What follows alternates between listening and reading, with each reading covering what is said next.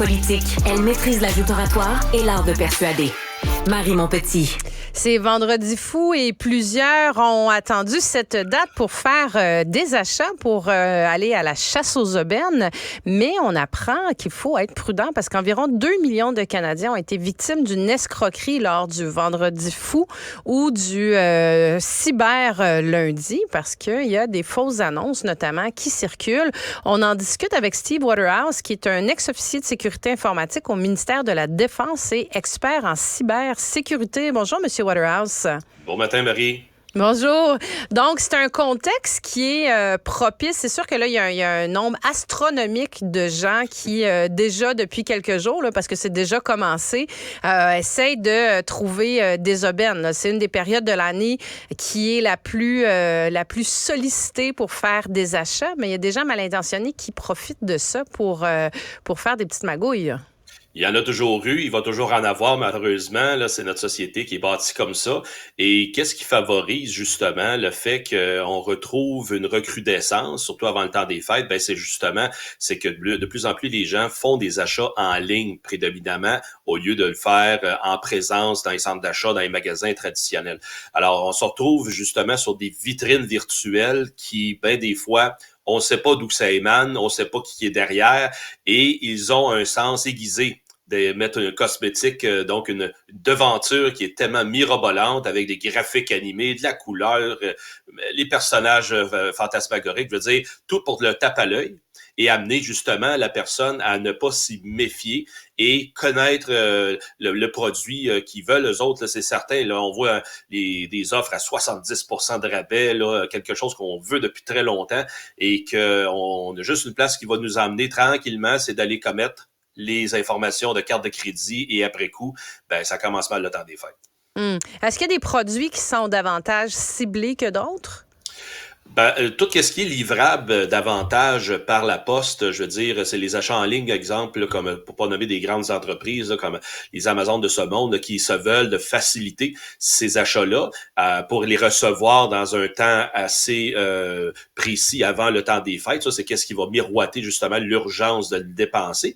Il faut dire, Marie, aussi, c'est toujours comment est-ce que les gens tombent dans le panneau. Ça fait pourtant pas la première année que ça arrive, mais c'est l'urgence, encore une fois, d'aller se chercher l'objet le plus convoité, le moins cher, puis là, ben, c'est l'émotion qui vient gérer justement l'action des personnes. Et par cette facilité qu'en 2 clics, ils sont capables de dire oui, je le veux, et après coup, ça va arriver demain matin si c'est pas le surlendemain. C'est ça qui anime justement les gens à dire ben regardez, je fais ma contribution à l'environnement, j'irai pas me déplacer dans les centres d'achat, j'irai pas perdre mon temps, je l'achète en ligne. Toi, tu as un paquet de facteurs comme ça qui fait en sorte que là, les fraudeurs, ben, ils ont le beau jeu et amènent des gens à aller commettre les informations. Puis c'est de cette façon-là que les objets, je dis pas qu'il y a peut-être pas des autos qui sont achetables en ligne. Oui, c'est faisable aujourd'hui, mais c'est moins attrayant de le faire de cette façon-là que d'acheter le petit cossin, excuse le terme, mais à 30, 50, 100 $. Et là, à ce moment-là, tu multiplies ça par des millions de personnes qui tombent dans un panneau pour un petit produit comme ça. C'est là que c'est très attrayant. Puis comment on peut éviter de se faire prendre? Parce que j'imagine le classique, c'est un peu, je sais pas, je cherche une nouvelle paire de Nike, je m'en vais sur Internet, je tape running shoes Nike. Ah, oups, là, je vois un lien qui me dit justement, ils sont soldés à 80%. Je clique là-dessus. Et là, j'imagine que là, ça demande des informations personnelles, les informations bancaires. Comment on fait pour s'assurer qu'on n'est pas dans un processus qui va nous escroquer en bout de ligne, prendre nos informations personnelles, nos informations bancaires, entre autres? Vois-tu, Marie, c'est vraiment de prendre un pas de recul et de réfléchir à ça, parce que si tout le monde... Ne pas se laisser emballer par la super aubaine qu'on a trouvée, là. Oui, parce que encore une fois, je dis toujours, quand c'est trop beau pour être vrai, c'est pas vrai. Donc, tu mets l'écran de côté 2 secondes, tu vas te faire une tasse de café, tu reviens, et là, la rationnelle va embarquer et c'est comme ça qu'il faut en faire l'analyse. Parce que, comme je disais tantôt, il y a des offres qui arrivent, c'est c'est incroyable. Tout autant que le besoin, je veux dire, aussitôt qu'on a une pièce de côté, on veut en profiter. Je veux dire, c'est un trait naturel. Mais en même temps, faut le savoir que derrière, c'est quand on parlait tantôt de sites frauduleux, ben, il y en a justement que les économies dans le pays, ça va pas aussi bien qu'ici. Il y en a que c'est pire qu'ici. Et il se trouve justement un moyen d'aller faire un argent supplémentaire. Donc, souvent, on va aller identifier des articles contrefaits qui vont être à ce moment-là faits à d'autres pays qu'au Canada. Les offres, en tout cas, d'interaction de services et de biens que des fois, tu le vois que c'est un complément, mais ça n'a pas rapport, mais ils l'offrent pareil. Ben là, il y en a des fois qui ne re-questionnent pas. Ils vont dire, bah, tant qu'à faire, on va le prendre, ça ne dérange pas.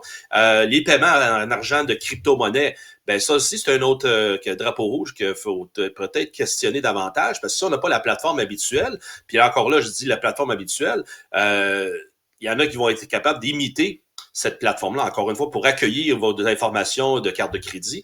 Alors, c'est de faire affaire avec des sites de bonne réputation, des commerces ayant une bonne réputation, quasiment pignon sur rue, parce qu'il y en a qui sont exclusivement en ligne.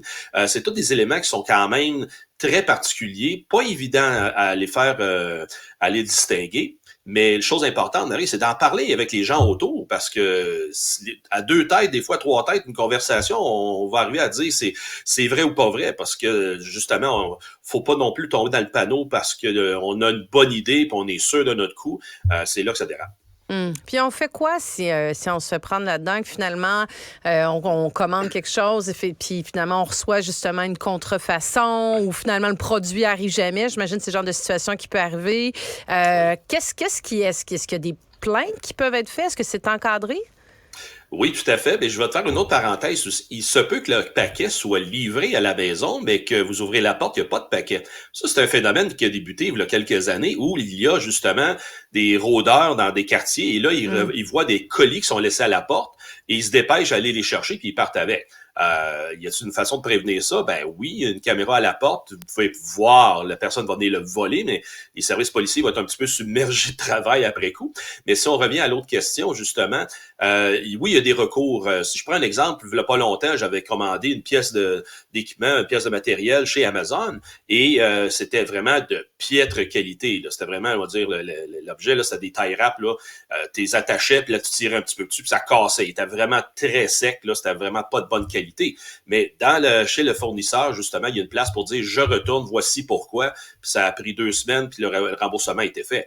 Alors, les mécanismes sont là. Et de toute façon, ils s'y attendent. Ils savent qu'ils ne peuvent pas tout filtrer. Ils vont au prorata. Puis après coup, si jamais ça marche pas, ben là, ils veulent garder leur intégrité de commerçants vivants. Donc, ils vont s'adonner qu'ils vont faire des échanges comme ça. Mais si c'est un faux site, si c'est si on est tombé vraiment dans une arnaque là, complète, il y a pas. Est-ce que ça peut être signalé quelque part?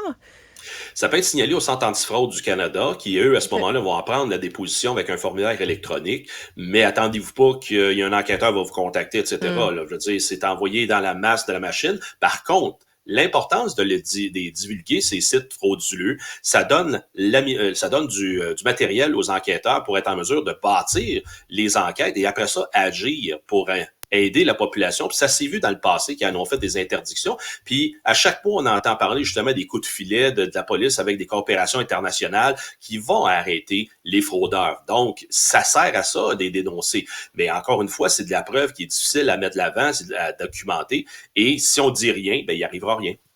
Steve Waterhouse, ex-officier de sécurité informatique au ministère de la Défense, expert en cybersécurité. Merci beaucoup d'être venu nous éclairer en ce vendredi fou. C'est toujours un plaisir. Faites attention au cyberlundi aussi. Merci.